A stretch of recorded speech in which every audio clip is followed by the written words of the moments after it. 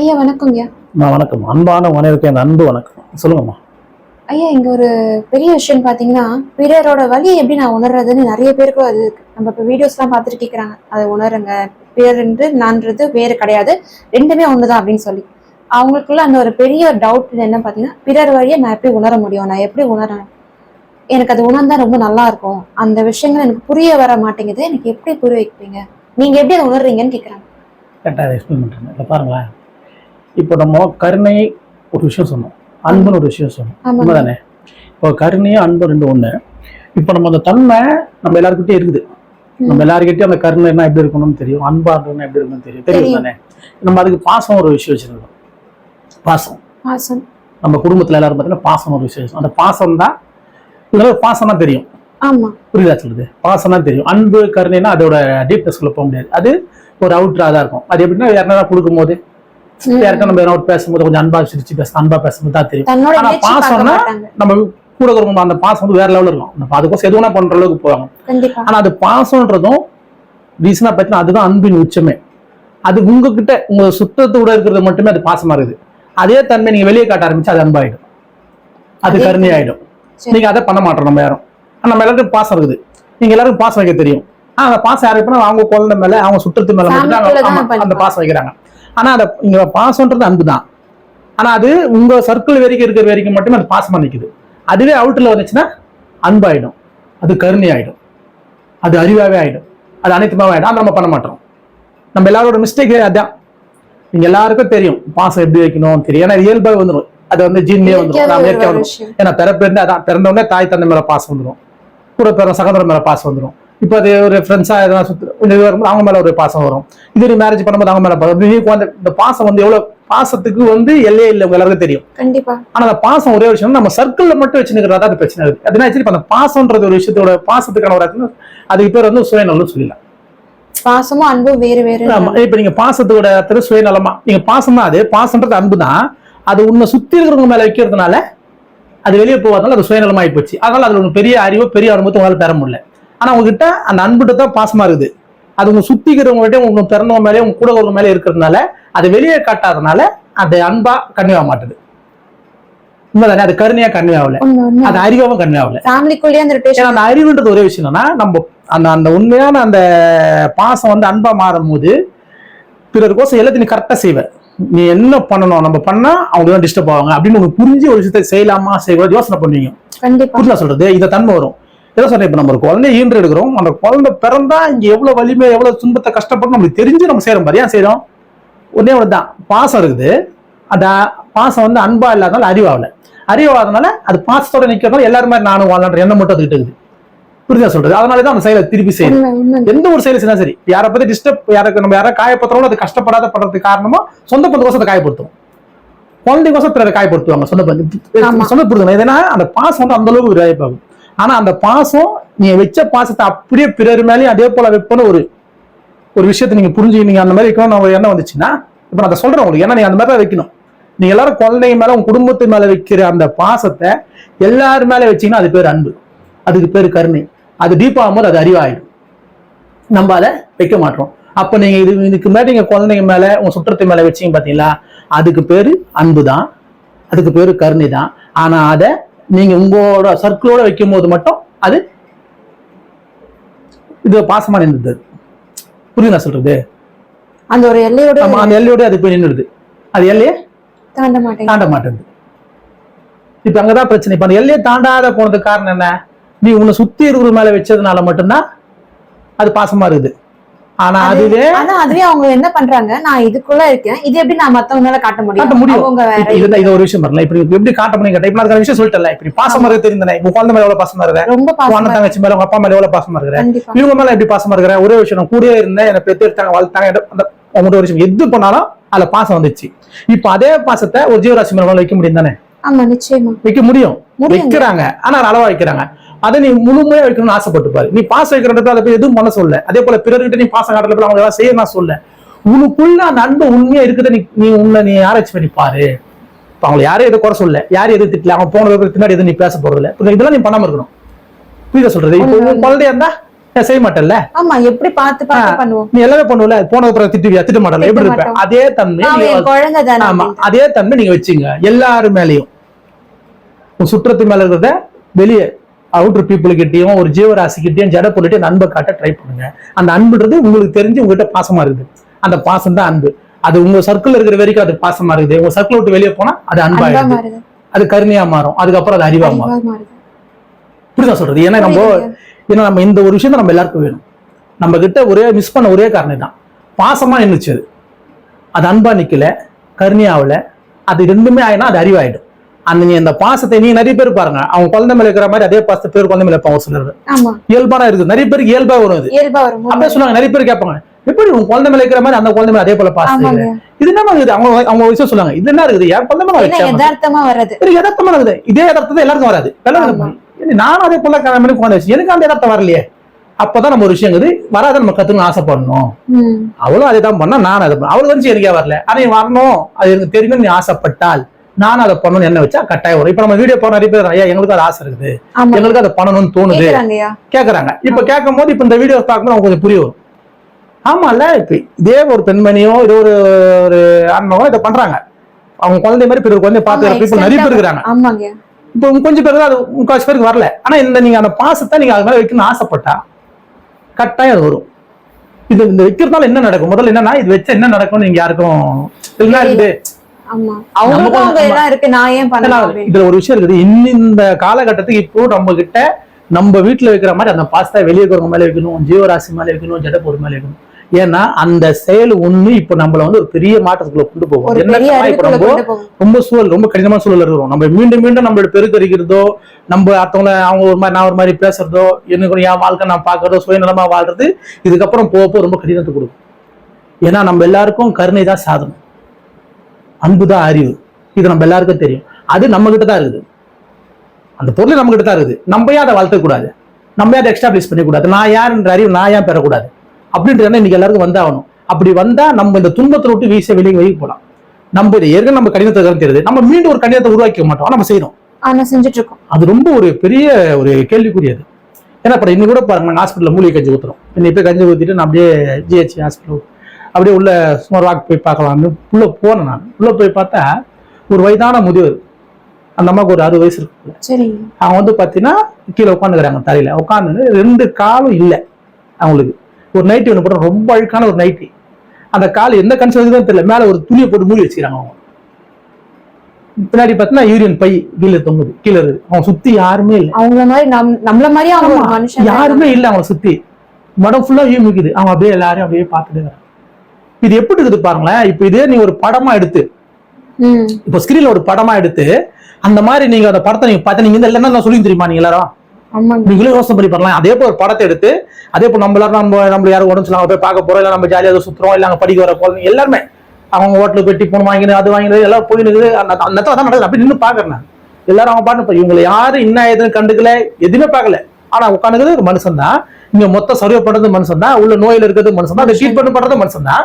இவ்வளவு துன்பத்துல இருக்கிறது மனுஷன் தான். இதை யாருமே பார்க்காம கண்டுக்காம அவங்க பாட்டு போய்கின்னு வந்து இருக்கிறாங்க. அந்த அளவுக்கு சூழல் ரொம்ப இப்ப ஒரே விஷயம், நம்ம அளவுக்குமே நம்ம பாப்புலேஷன் ஆயினே போறோம். நமக்கு தேவை இருக்குது, எனக்குன்னு குடும்பம் இருக்கு, நான் அதை தேடி ஓடும், நான் இதை பார்ப்பேன். இதான உண்மை. இந்த கண்டென்ட் எல்லாருக்குள்ளே வந்தாச்சு. நான் எப்படி அதை நான் பார்க்க முடியும் அப்படின்றாங்க. இதுக்கு ஏன் நீ பார்க்க முடியாம போயிடுச்சு? உன்னுக்கு நீயே இவ்வளவு பெரிய வலையை ஏறி, நீயே இவ்வளவு பெரிய வலையை பண்ணிக்கிற, உன்னை நீயே இவ்வளவு கஷ்டத்துக்குள்ள போய் ஆழ்த்திக்கிற. உண்மைதானே? இந்த இடம் இவ்வளவு சூழல் இருக்கு தெரியுது, இவ்வளவு கடினம் இருக்கு தெரியுது. நம்ம செஞ்சுட்டு திருப்பி அதே செஞ்சு சரின்னு வேற சொல்றோமே. எல்லாரும் சரி, நான் சரின்னு சொல்றேன். எல்லாரும் கஷ்டப்படும், நம்ம ஏன் கஷ்டப்படும்? இந்த இடம் நமக்குள்ள கட்டாயம் வரணும். நான் எனக்கு அந்த ஹாஸ்பிட்டல் நான் பாக்குறேன். இப்ப அவங்கள சொன்னேன், இப்ப என்ன யோசனை பண்ணுவாங்க பாருங்களேன். இப்ப இதே சீனை ஒரு படத்துல நீங்க எடுத்துட்டு நம்மளால தேட்டர்ல போய் காசு கொடுத்து படம் பார்த்தோம், நம்ம சொல்லுவோம் இவ்வளவு பேரு போறாங்க, அந்த அம்மா யாருமே பார்க்க மாட்டாங்க. ஒரே ஒரு செகண்ட் நீங்க சொல்லும் போதே அந்த இடத்துல நான் என்ன வச்சு பார்க்கும் போது அது எப்படி இருக்கும்? அந்த ஒரு உச்சகட்டமா இது நம்ம அம்மாவா இருந்தா, நம்ம ஆயாவா இருந்தா நம்ம எப்படி ஃபீல் பண்ணுவோம்? இந்த ஃபீல் நம்மளுக்கு ஏன் வராது? நம்ம எல்லாருக்கிட்டே ஒரு விஷயம் பாருங்களேன், உணர்வுத்தனம் நம்ம கிட்ட அதிகம். இயல்பாவே உணர்வுத்தனம் நம்ம கிட்ட அதிகம், கற்பனை திறன் ரொம்ப அதிகம். இது இல்லன்னு ஒரு மனிதன் கூட சொல்ல முடியாது. சொல்ல புரியுதுங்களா? எனக்கு தேவையானதை கண்டிப்பா பண்ண. ஆமா, நம்ம கிட்ட கற்பனை திறன் ரொம்ப அதிகம். புரியுதுங்களா? நம்ம இந்த கற்பனை திறன் ரொம்ப இருக்கிறதுனால நம்மளால இதெல்லாம் ஈஸியா கற்பனை பண்ண முடியும். நம்ம என்னன்னா நம்மளுக்கு ஃபீஸ் போனதை மட்டும் தான் நான் கற்பனை பண்ணிப்பேன், எனக்கு அதை மட்டும் கற்பனை பண்ணிப்பேன் நினைக்கிறேன். நீ பண்ற கற்பனை உனக்கு தவறாதான் உனக்கு இருக்குது, உனக்கும் தெரியும். நீ நிறைய பேர் கற்பனை பண்றது உண்டு. அந்த கற்பனை உன்னை சும்மா உள்நாளமா சந்தோஷப்படுறது கற்பனை பண்ணி தவிர்த்து அந்த கற்பனைனால உனக்கு பெரிய அறிவு வருமா, பெரிய அனுபவம், அந்த மாதிரி கற்பனை கூட வேற பண்றது இல்ல. அது இல்லாம இப்ப நான் சொல்ற மாதிரி கருணையா அன்பா இருக்கணும், இந்த வழியை நான் எடுத்துக்கணும், இதை பத்தியாவது நம்ம சிந்திச்சு பார்க்கணும். இல்லாத கூட இருக்கிறத கிரியேட் பண்ணி இந்த மாதிரி ஒரு வழியில இருந்தா நம்ம என்ன போய் அதுக்கு சரி பண்ணுவோம், எப்படி நம்ம அதுக்கு போய் பேசுவோம், இல்ல யாருக்கு ஒரு மாதிரி அன்னைக்கு அதை சரி பண்ண பார்ப்போம். இந்த மாதிரி எண்ணத்தை நம்ம உருவாக்கணும்னு பார்க்கணும். உண்மைதானே? இப்ப நம்ம அதையே நம்ம பண்ண மாட்டோம். கற்பனையை கூட பண்றதுல இல்லை. ஆனா நம்ம கிட்ட அந்த கற்பனை திறன் இருக்குது, நம்ம கிட்ட அந்த அதிகமான கிரியேஷன் நம்ம பண்ண முடியும். நம்மளால அந்த கற்பனையாவது பண்ணும்போது ஒரு பெரிய மாற்றம் வரும் நம்ம உடல்ல. ஏன்னா நம்ம ஆசைப்படணும். நீ நான் ஹாஸ்பிட்டல நான் பார்த்த நிகழ்வு பார்க்கும்போது அப்படிதான் இருந்தது. என்ன வாழ்க்கை நம்ம வாழ்றீங்க, சரின்னு சொல்றோம், சந்தோஷமா இருக்குது, சூப்பரா இருக்குன்னு நம்ம சொல்றோமே. இதே போல அந்த பாட்டி ஒரு நாள் சொல்லியிருப்பாங்க. உண்மைதான். அதே அந்த பாட்டி 20 வயசு அந்த பாட்டி இப்ப அந்த பாட்டி இந்த மாதிரி போனா அந்த 20 வயசுல பாட்டி 60 வயசு முன்னாடி தெரிஞ்சுச்சுன்னா அந்த பாட்டியோட லைஃப் எப்படி இருந்திருப்பாங்க. ஆனா தெரியுது எல்லாருக்கும். இப்ப எல்லாருக்கும் தெரியுதுல்ல, இன்னைக்கு இருந்தா நாளைக்கு நோய் வரும் நீங்களே சொல்றீங்க இல்லையா, உங்க முதுமை வரும் நீங்களே சொல்றீங்க, எனக்கு மரணம் வரும் நீங்க சொல்றீங்க. இவ்வளவும் சொல்லி இதை நம்ம செய்யறோம்னா நம்மளோட அறிவு என்ன பண்ணுது? ஏன்னா நம்ம கிட்ட அன்பு இல்லை, உரிமை குணம் இல்ல, எல்லாரும் ஒண்ணு பார்க்கக்கூடிய தகுதி எழுந்துட்டோம், மறந்து கடந்து போயிட்டு. ஆமா, அது கரையா காரணம் நம்ம டைட் பண்ணிக்கிறதுனாலதான். நம்மள கஷ்டத்துக்குள்ள ஆழ்த்திக்கிறோம், நம்மளே வேலி போட்டுக்கிறோம், நம்மளே ரிஸ்ட்ரிக்ஷன் பண்ற மாதிரி சூழ்நிலை உருவாக்கி வச்சுக்கணும். அப்ப நம்ம பிறரை பத்தி சிந்திக்க முடியல, உன்னை பத்தி நீ சிந்திக்க முடியல. இப்ப ஒரு கடினமான சூழ்நிலை நீயே ஏற்படுத்திக்கிற. நான் அதனால்தான் சொல்றேன், நம்ம எல்லாரும் முடிஞ்ச வரைக்கும் அன்பை வளர்த்தே ஆகணும். நானு கருணைன்னா என்ன தெரிஞ்சே ஆகணும். நானு எல்லாருமே ஒரே மாதிரி எண்ணத்துல நான் பண்றது ஒரு குணத்தை நம்ம கட்டாயம் வளர்த்துக்கணும். அது ஒண்ணும் இல்லை, நீ பிறர் உன்னோட சுற்றத்துல நீ எவ்வளவு பாசமா அன்பா இருக்கிற, இதை நான் பிறர் மேலே காட்டணும் நீ ஆசைப்படும். முதல்ல அந்த ஆசை கட்டாயம் அதை பண்ண வைக்கும். உண்மைதானே? அது எந்த சந்தேகப்படாதீங்க. நீங்க உங்க சுற்றத்தை காட்ட வேண்டும் அது பாசம். அதே தன்மையை நான் வெளியே ஜீவராசி மேல வெளியே ஜடப்பொருள் மேல இல்ல மனிதர் மேல நான் காட்டுவேன்றது மனசுக்குள்ள என்னமா என்னாலே போதுமானது. அது உன்ட்டு அன்பா கன்வே ஆகும். அந்த அன்பு என்ன பண்ணா உன்ட்டு அறிவு வர வச்சு நிச்சயமா அந்த அறிவு நீ கேள்வி கேட்க ஆரம்பிச்சுவேன். இது என்ன வாழ்க்கைன்ற கேள்வி உன்னால கட்டாயம் கேட்க முடியும். இதுக்கு உன்னால என்ன பண்ண முடியும், நான் இருக்கிற என் வாழ்க்கை நான் எப்படி சரியா வாழணும்ன்றத நீ உன்னால யோசனை பண்ண முடியும். நீ சரியா வாழ முடியும், நீ சரியா புரிஞ்சுக்க முடியும். நீ நிறைய பேர் ஒரு எக்ஸ்பிரஷன் கொடுக்க முடியும். இப்படிலாம் பண்ணாதீங்கப்பா, தப்பு சரியில்லைன்னு. ஏன்னா நம்ம தான் காப்பாத்திக்கணும். கண்டிப்பா புரியுதுங்களா? இப்ப நம்ம தான் காயப்படுத்திடும், நம்ம தான் துன்பப்படுறோம், நம்ம தான் எல்லாம் பண்ணிக்கணும். உண்மைதானே? பாருங்க, நம்ம சதையா இருக்கிறோம், நம்ம ஒரு சதையை சாப்பிடுறோம், நம்ம சதையா இருக்கோம், நம்ம சதையா சாப்பிடுறோம். இதுக்கு மேல ஒரு எக்ஸ்ட்ரீம் தேவை. இதுக்கு மேல நம்ம நம்ம அறிவு இருக்கு, நம்ம சொல்ற பிரயோஜனமே இல்லை. இது நம்ம நீங்க ஒரு மீனாவோ கறியாவோ அப்படிலாம் பார்க்க கூடாது. செதை அப்படி பாரு, செதையா பார்த்தா தெரியும் இது செதை. அது செதை இல்லைன்னா கூட நீ ஓகேலாம். இப்ப சரியா இருக்கிற இரும்பா இருக்கிறேன், இல்ல ஒரு ஃபைபரா இருக்கிறேன், இல்ல வேற மெட்டீரியலா இருக்கிறனா கூட நீ சொல்லலாம், ஏம்பா அதுக்கு எதுக்கு சம்பந்தம், அதுவும் செதை இதுவும் செதை, அது உள்ள இருக்கிற கிட்னிக்குது உனக்குள்ள கிட்னிக்குது உங்க எல்லாருக்கும் தெரியும். இதுக்கு மேல ஒரு நம்ம தெரியலன்றது நம்ம புரிஞ்சுக்கணும் நல்லா. இதையே நம்ம சாப்பிட்டு தான் நம்ம வாழ்ந்துட்டு இருக்கிறோம். ஏன்னா பழக்க தோஷமாவும் இத்தனை கோடி ரூபாய் நடந்ததுனால நம்ம அந்த பழக்கத்திலேயே வாழ்ந்து வரமே தவிர சரியா இல்ல, சரியா நம்ம வாழல. எல்லாரும் மாதிரி வாழ்றோம். ஆமா, 4 பேர் மாதிரி செய்யறோம், பழக்கமா வந்தனால்தான் செய்யறோமே தவிர இது சரியானா இது சரியில்லைதான். இதுல நீங்க எந்த சந்தேகமும் படாதீங்க. அப்போ இது மாறணும்னு யார் நினைக்கணும்? ஒரு மனிதனும் இதை நினைச்சே ஆகணும். இதை நினைச்சு மாற்றம் பண்ணணும்னு என்ன வரணும்? நம்மளுக்குள்ள நம்ம கிட்ட கருணை வரணும், அன்பு வரணும், தயவு வரணும், நம்ம எல்லாமே ஒருமையா பாக்குற குணம் வரணும் நம்ம கிட்ட. அது வந்தாதான் நம்ம கூட இங்க மாற்றம் வரும். நம்ம மீண்டும் இதை செஞ்சுட்டு போகும்போது ஒன்னாவது இது இன்னும் காம்ப்ளிகேட். நீங்களே பாருங்க, நாளுக்கு நாள் காம்ப்ளிகேட் அதிகமாயினே போகுது. ரொம்ப கிரிட்டிக்கலா நம்மளுக்கு கிரிட்டிக்கலா போனாலும் நம்மள சொல்றோம் இல்லங்க, அது அப்படிதாங்க போவோம், இப்படியே சொல்லிட்டே போறோம். அப்படி சொல்லிட்டு போதா நம்மளுக்கு என்ன வரப்போகுது? இல்ல என்ன வந்துச்சு? ஒன்னும் வரல. நிறைய முதல்கள் வந்துருக்குது, ஊருப்பட்ட ஹாஸ்பிட்டல் வந்துருக்குது, ஊருப்பட்ட நோய் வந்துருக்குது, ஊருப்பட்ட நம்மளுக்கு தெரிஞ்ச ஹைபிரிட் காய்கறி வந்தாச்சு. உண்மைதானே? எல்லாம் நிறைய வந்துருக்குது. எல்லாமே இந்த உடலை உழைக்கக்கூடிய தன்மை உள்ள பொருளாதான் வந்துருக்குது. உண்மைதானே? எதுவுமே மேன்மைப்படுத்த வரல, நம்மளும் பார்த்துட்டோம். அப்போ அந்த துன்பத்துக்குள்ள யார் நம்ம தான் போறோம். அப்போ நம்மளை அதிகப்படுத்தலாமா படுத்தக்கூடாதா? நம்மள ப்ரொடக்ஷன் பண்ணலாமா பண்ணக்கூடாதா? அப்போ நான் என்ன பண்ணணும்? இந்த நடக்கிறதுக்கு சொல்யூஷன் சொல்லணுமா சொல்லக்கூடாது? நம்ம தான் யோசனை பண்ணணும். நான் தான் இங்க இருக்கிறேன், எனக்கு வலிக்குது, என் வழியை போன நான் தான் நினைக்கணும். உண்மைதானே? ஒருத்தரும் அந்த எண்ணத்தை நம்ம கொண்டு வந்தா இங்க கட்டாயம் மாற்றம் வரும். அதுக்கு ஒரே வழி, நம்ம எல்லாரும் கருணையா தான் இருப்பேன், நான் அன்பா இருப்பேன், பிறர் வழி என் வழியை நான் எண்ணுவேன். இதை நான் பழக்கமா விஷயமே இல்லை. இப்ப நான் பாட்டியமா நான் பாக்குறேன், அந்த மாதிரி எல்லாரும் இருக்கிறாங்க, யாருமே கண்டுக்காம அவங்க பாட்டு போறாங்க. ஒரே காரணம் தான், ஒண்ணு பழக்கம், ரெண்டாவது இங்க அதிகமான பீப்புள் ஆயாச்சு, மூணாவது பாத்தீங்கன்னா அவங்களோட குடும்ப சூழல். இதுதான் காரணம். இதே காரணத்தை தான் ஒரு நாள் லீவ் உட்காரமா அதே அவன் சொல்லுவான். இதை சொல்றதுல என்ன இருக்குது? ஒரு மனுஷன் கூட உதவி பண்ண முடியாத அளவு ஒரு சூழ்நிலை நம்ம கிரியேட் பண்ணி நம்ம போயிட்டு இருக்கோம்னா நம்ம சரியா போறோமா? இது சரின்னு நம்ம எப்படி சொல்றோம்? ஒரே விஷயம் தான், சுயநலம். என் வாழ்க்கை, என் குடும்பம் வாழ்றாங்க.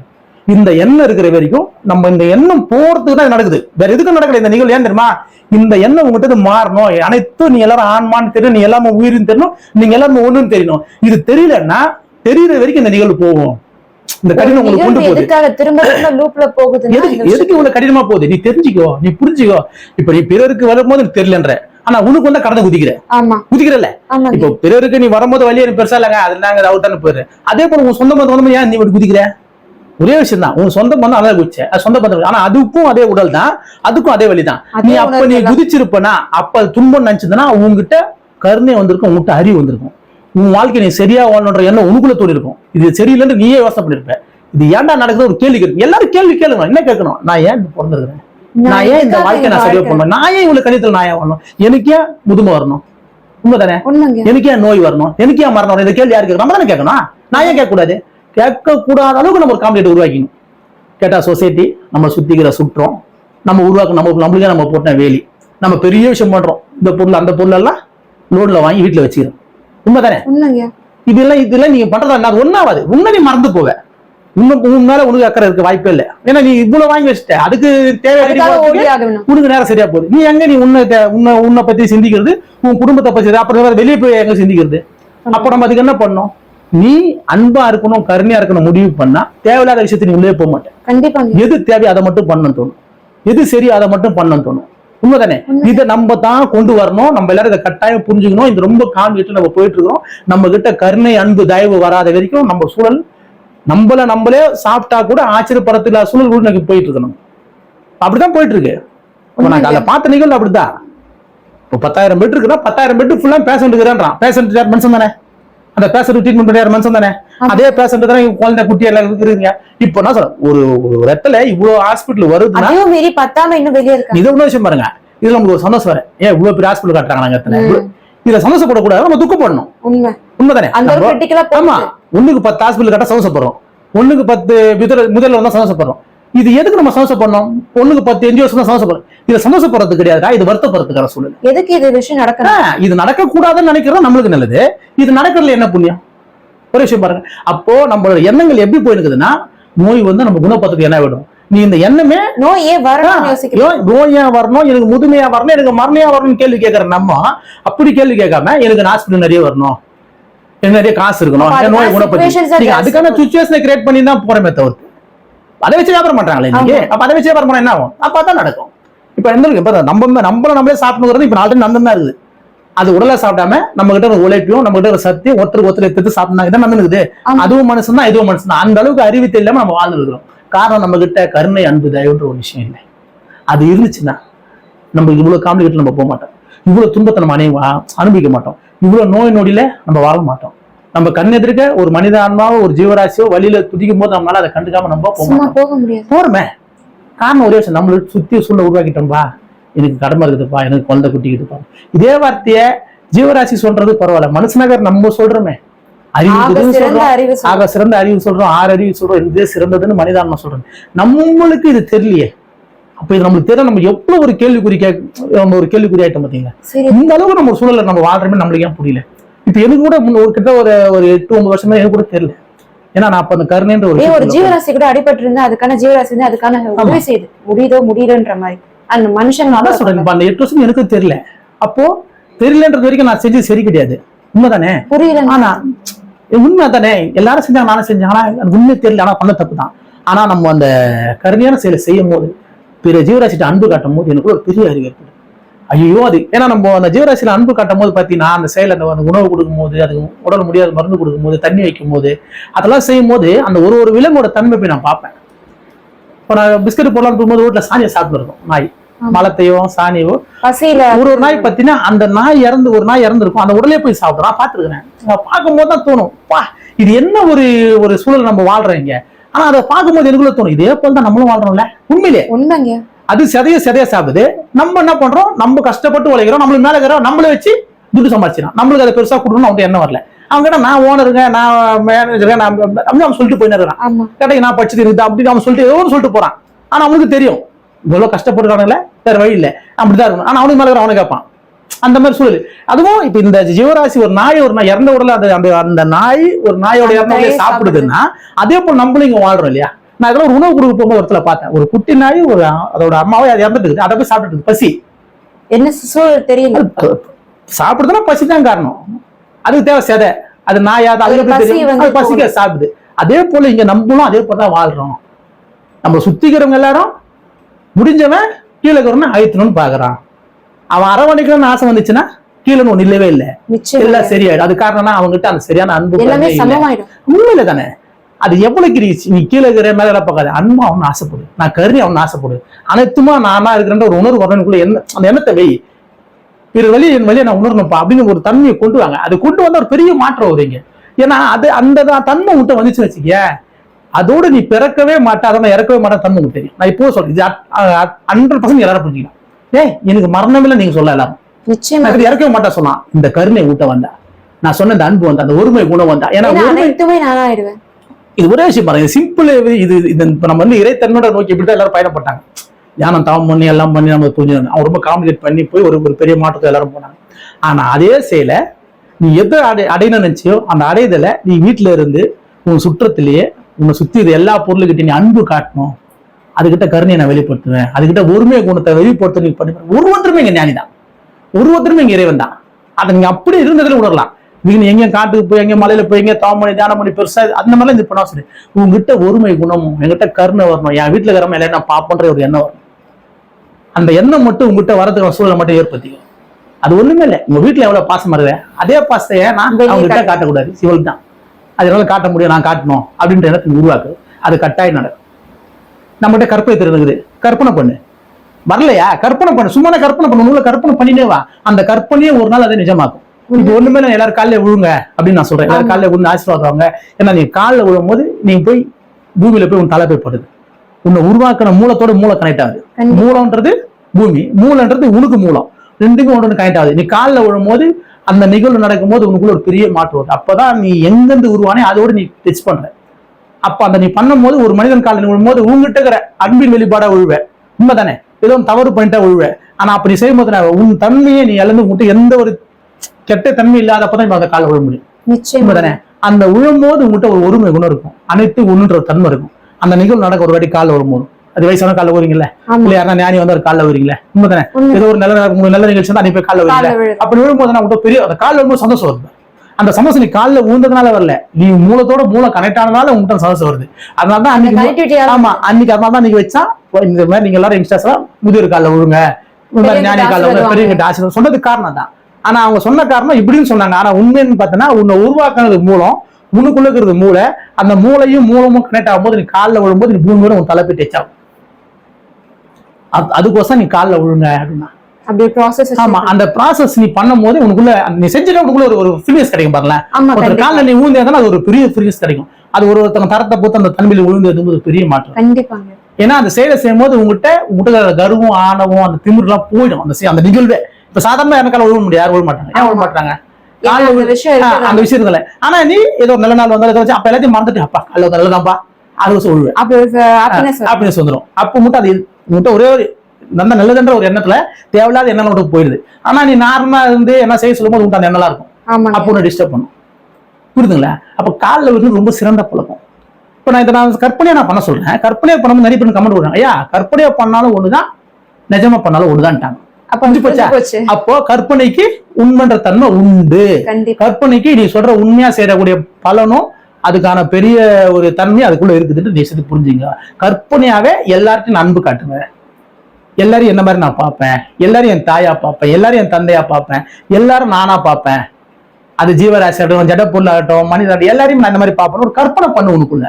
அந்த கற்பனையே உனக்குள்ள ஒரு உடம்புல ஒரு பெரிய மாற்றத்தை ஏற்படுத்தும், ஒரு நிகழ்ச்சி ஏற்படுத்தும், ஒரு பெரிய உணர்வு ஏற்படுத்தும். நீ யாருன்ற புரிதல் அது கொடுக்கும். ஏன்னா எனக்குள்ள அது மாதிரி நடந்துருக்குது. எனக்குள்ள ஒரு உள்ளுக்குள்ள நடக்கிற டிராவல் எல்லாம் புரிஞ்சுக்க முடியும். அதனால எங்கெங்க என்ன அசைவு இருப்பதுலாம் தெரிஞ்சுக்க முடியும். தலைக்குள்ள என்ன நடக்குதுன்ற ஒரு சில விஷயத்தெல்லாம் உணர்வுக்குள்ள அறிய முடியும். எப்படி அறிஞ்சேன்? நான் பிற உயிர் வலிய துன்பத்தை என் வழியை நான் உணரும் போது, ஏன்னா எங்க வெளியே யாரா ரோட்ல பத்துக்கிறாங்கன்னா எங்க அப்பா மாதிரி தோணும், வயதான முதியோர் வயசான பாட்டி நம்ம எங்க அம்மா மாதிரி தோணும். எல்லாரையும் நான் பார்த்து அந்த ஃபீல் எடுப்பேன். நான் இதுல என்ன நல்லது தானே, இது கெட்டது ஒண்ணும் இல்லையா? அந்த மாதிரி ஃபீல் பண்ணி பாரு. அந்த மாதிரி பழக்கமாவே இருக்குது இயற்கையாவே. அந்த பழக்கத்தை நான் பண்ண எனக்குள்ள ஒரு பெரிய மாற்றம் வந்து எனக்கு ரொம்ப ஸ்ட்ராங் ஆயிடுச்சு. இன்னும் ரொம்ப வலி மூலம்னு ஆகுது, இன்னும் ரொம்ப கருணை மூலம்னு ஆகுது. என்னது இப்ப இன்னைக்கு எனக்கு ரொம்ப அறிவுடன் ஆகின்னு வருது. இது எல்லாருக்குமே சாத்தியம். எனக்கு சாத்தியம் இப்ப எனக்கு படிக்க தெரியாது, எதுவுமே தெரியாது, அன்றாட வேலைக்கு போய் சம்பாதிச்சாதான் நான் வாடகை கட்டேன், வீட்டுல நான் வாழலாம், அவ்வளோ இதுல இருக்கிறனாலே பேரறிவு வந்துருக்குது என்கிட்ட. எனக்கு பெரிய விஷயம் புரிஞ்சுக்க முடியுது. பேரறிவு கருணைன்ற ஒரு விஷயத்தை என்னால உணர முடியுது, எல்லாருக்கும் எக்ஸ்பிளைன் பண்ண முடியுது. அந்த செயலாவே என்னால நிறைய விஷயம் செய்ய முடியுது. இப்ப நாங்க பறவைகளுக்கு தானிய கூடுல இருந்து நீருக்கு வைக்கிறது, திருவத்தர் நாய்களுக்கு கொண்டு வைக்கிறது, உடம்பு ஒடி குட்டி பண்ண மருந்து வைக்கிறது, ஜீவராசியில இறந்து போனா எடுத்து அடக்கம்படல இருந்து பழங்குடியினருக்கு பாத்தீங்கன்னா மல்லிகைப்பூர்ல இருந்து அங்க அந்த ஸ்கூல்ல படிக்கிற பசங்களுக்கெல்லாம் தேவையான பசங்களுக்கெல்லாம் கிட்டு இதெல்லாமே கொடுக்குறது, நிறைய விஷயம் பண்றோம்.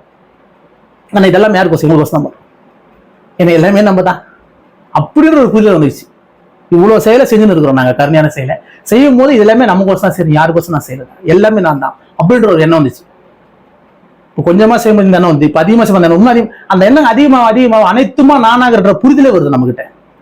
நீங்க கற்பனையாவே ஒரு ஜீவராசியும் நானும் எப்படி இருக்கும், அதுக்கு வலிக்குது, அந்த வலி எடுத்துட்டா எப்படி இருக்கும், அது என் குழந்தை எப்படி இருக்கும், அது நானா இருந்தா எப்படி, இந்த மாதிரி நம்ம கற்பனையா பண்ணாலும் இந்த பெரிய மாற்றம் வரும். உண்மைங்க. இது நீங்க சந்தேகமே படாதீங்க, கற்பனையாவே அந்த பிறர் வழி நான் வழியா எடுத்துக்கணும், கற்பனையா பண்ணுங்க. அப்படியே அதை உணர்வு. ஆமா, நீ ஏன்னா கற்பனை சும்மா கிடையாது. கற்பனை வந்து அப்படியே நீ கொஞ்சம் கொஞ்சம் உட்காந்து அப்படியே கொஞ்ச நேரம் அனலைஸ் பண்ணா வந்துடும். அதுக்கு பேர் தான் சத்து விசாரம், அதுக்கு பேர் சத்து. அதை விசாரணை பண்ணு. நான் சொல்ல கருணைய விசாரணை பண்ணு, அதுக்கு பேர் கற்பனையா பண்ணு. புரியுதுங்களா? கருணைய கற்பனையா பண்ணு, அதுக்கு பேர் விசாரம். கருணைன்றது சத்து, அதை விசாரணை பண்ணு, அதுக்கு பேர் சத் விசாரம்.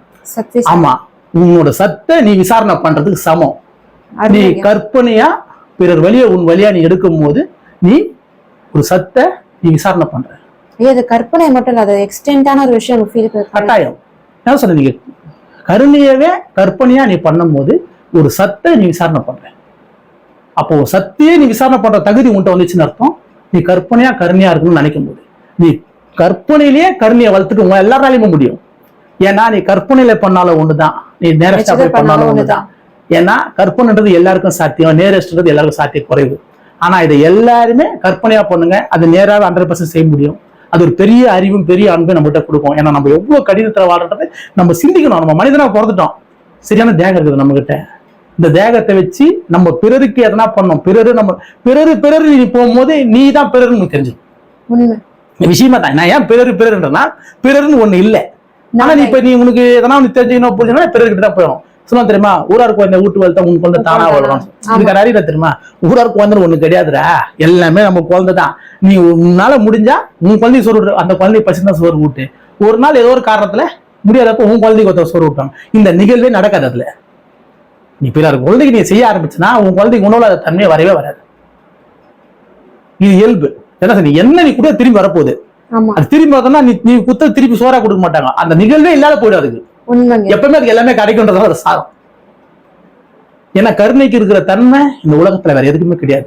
அது நீங்க எல்லாரும் சொல்லலாம், கருணையே தான் மார்க்கம், கருணையே தான் கடவுள், அன்பே சிவன்றான்.